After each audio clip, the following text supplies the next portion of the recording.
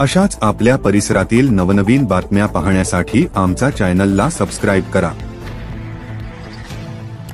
नंदुरबार जिल्ह्यातील देवगोई घाट परिसरात मोठा बस अपघात झाला आहे।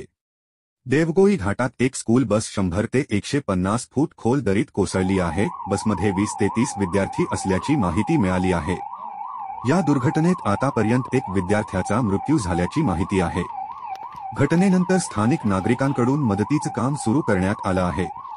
तसेच प्रशासन आणि पोलीस घटनास्थळी दाखल झाले आहे। जखमींना तातडीने अक्कलकुवा ग्रामीण रुग्णालयात दाखल करण्यात येत आहे। श्री न्यूज नंदुरबार।